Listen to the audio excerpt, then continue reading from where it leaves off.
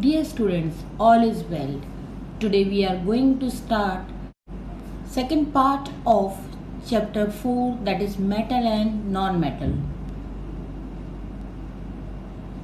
Before starting this session of the chapter, let us have a short recap of previous part. In previous part we discussed about the number of elements found naturally, and also we discussed about the physical property of metal and non-metal. We also discussed the properties in detail. Chemical properties of metal and non-metal.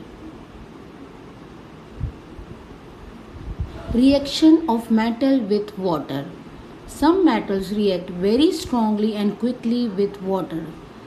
Sodium is a metal that is stored in kerosene because the moment it gets in contact with water, it produces a lot of heat. Let's see the reaction. Take soft piece of sodium and place the piece on water in a dish. Sodium reacts vigorously with water, jumping around on the surface of water, producing hissing sound and giving out hydrogen gas. All metal react in this way? No, however, all metal do not react this way. Iron reacts very slowly. What about non-metals? Most non-metals do not react with water, but some do react very vigorously with air. For example, phosphorus catches fire in air, so it is stored under water. When phosphorus reacts with oxygen, it produces oxide. The reaction of the process is phosphorus plus oxygen gives phosphorus oxide. Let us discuss the reaction with oxygen. You know that iron is a metal. You have learned that when iron reacts with oxygen to form a different substance called rust, it is a chemical reaction. What is rust? It is iron oxide when a material that has iron and oxygen in it. So we can say that iron reacts with oxygen to form iron oxide. Fe plus O2 plus water gives Fe2O3. Fe2O3 is a rust or a iron oxide. You also know that when we burn a magnesium ribbon, it burns with a bright flame to form magnesium oxide. That is a chemical change. Magnesium plus oxygen gives magnesium oxide, MgO. Copper also reacts with oxygen. A copper vessel kept in moist air for a long time gets a green coating. What is that green coating? It is a mixture of copper hydroxide and copper carbonate. Cu plus H2O plus CO2 plus O2 gives CuOH2 CuCO3. Copper carbonate plus copper hydroxide. What is the nature of these metal oxides? Are they acidic or alkaline? Or we put these oxide in water and then we check if the solution form is acidic or alkaline. How do we do that? Remember something called litmus. You have studied it in 7th science in acid, base and salt. Well, that litmus paper is used to check if something is acidic or something is alkaline or basic. If blue litmus paper turns red, then the solution is acidic. If red litmus paper turns blue, then the solution is basic or alkaline. When you put red litmus paper in the mixture of oxide in water, it turns blue, indicating that this solution is alkaline. So we conclude that oxides of metal are alkaline in nature. How do non-metal react with oxygen? We can check this by burning a non-metal like sulfur. Now watch what happens exactly. Take some sulfur powder in deflagrating spoon. A deflagrating spoon is a spoon with a long vertical handle. When you heat sulfur, it burns quickly. Put the spoon in a jar and cover it so that you catch the gas that comes from it.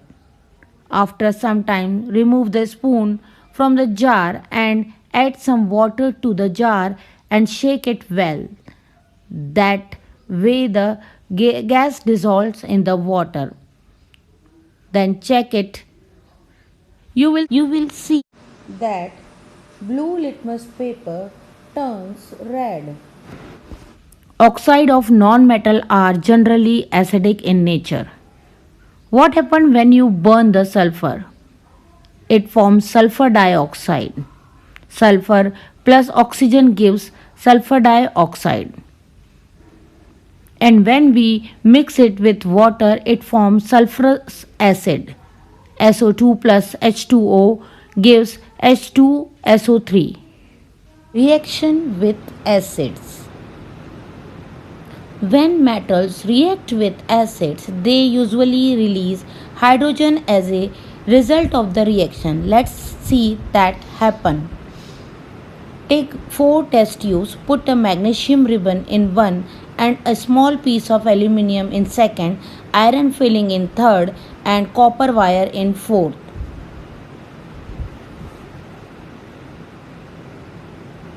Use a dropper, add 5 ml of dilute hydrochloric acid to each of the test tube.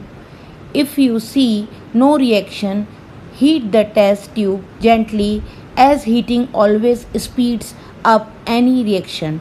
Remember to be very careful in this experiment.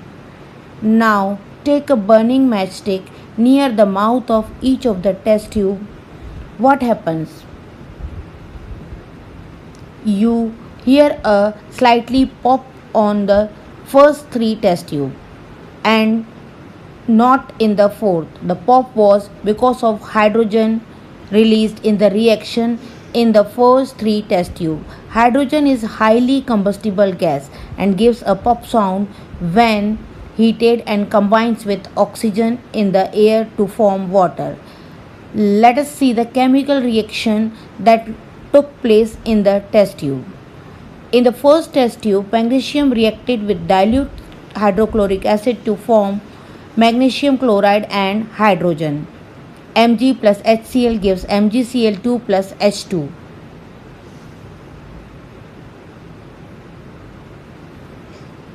In the second test tube, aluminium reacted with hydrochloric acid to form aluminium chloride and hydrogen. Here is the chemical reaction. Aluminium plus HCl gives AlCl3, that is aluminium chloride plus H2. In the third test tube, iron reacted with dilute hydrochloric acid to form ferrous chloride and hydrogen. Here is the chemical reaction. Fe, iron reacts with HCl, that is hydrochloric acid, to give ferrous chloride plus hydrogen. In the fourth test tube, copper does not react with hydrochloric acid at all. Copper, however, reacts with concentrated sulfuric acid to form a copper sulfate along with water and sulfur dioxide gas. Here is the reaction. Copper, when reacts with sulfuric acid, gives copper sulfate plus sulfur dioxide plus water.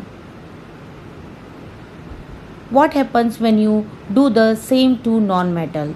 Try doing the same experiment with charcoal powder and sulfur powder. You will see that there is no reaction at all. So non-metal do not react with acids. Now the reaction with bases. Now let us see what happens when metal react with bases or hydroxides.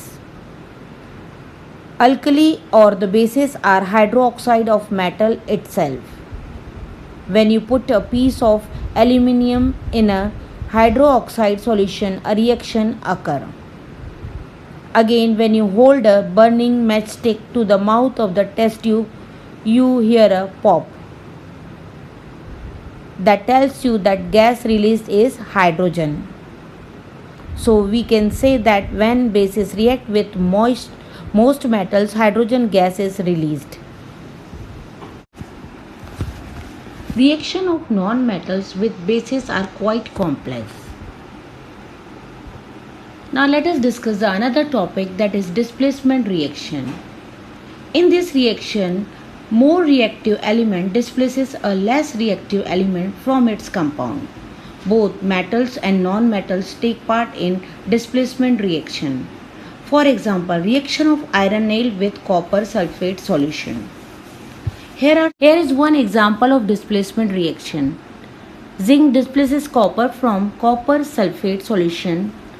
Zn plus CuSO4 changes to ZnSO4 plus Cu.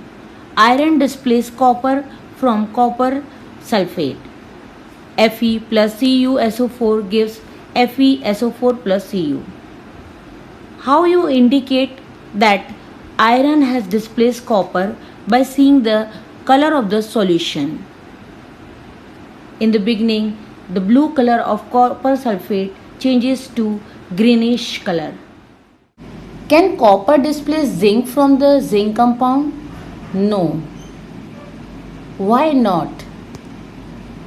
Because zinc is more reactive or has more reaction power than copper. A more reactive metal can displace a less reactive metal. A less reactive metal cannot displace a more reactive metal. Why it is so? Answer lies in the fact that each metal has its own reactivity. Some are more reactive than other. It is the metal with higher reactivity which can replace a metal with lower reactivity.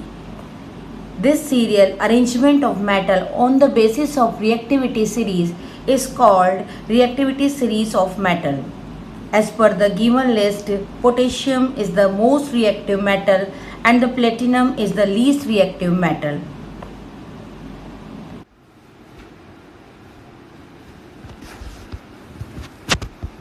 After learning about the properties of metal and non-metal, now I am sure it is very easy for you to know the uses of metal and non-metal. But let us discuss some of the uses of metal and non-metal. First, iron. It is used for making pins, nail, nut, bolts, tools, machine, and also in the construction of building and bridges, because it is having high tensile strength and it is also hard.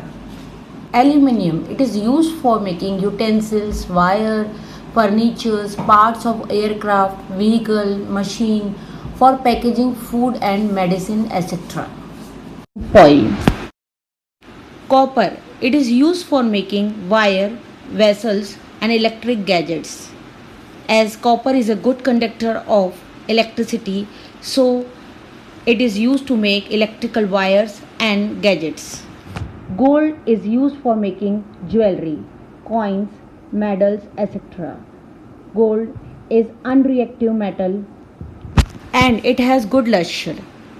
Silver is used for making jewelry, coin, medal. It is also less reactive and it also has good shine. Platinum is also a noble metal. It is used for making jewelry, electric gadgets, plug-in vehicle. Sodium compounds are used as common salt, chemicals, etc. Calcium compounds are used for making cement, glass, etc. Uses of non-metals. The commonly known non-metals are sulfur. It is used for making sulfuric acid, salts of metal. Oxygen. As we know, oxygen is used as for respiration by the living things and also helps in burning of fuel. Nitrogen. It is used for making ammonia, which is used for making fertilizers. Hydrogen. It is used for making ammonia, which is used for making fertilizer as a fuel in rocket for welding. Chlorine. It is used to kill germs in water. As a disinfectant it is used. Iodine is used as a tincture, which is an antiseptic. Here we complete the explanation part of the chapter. Soon we will share the practicals of the chapter. Till then, thank you. Bye. Have a nice day.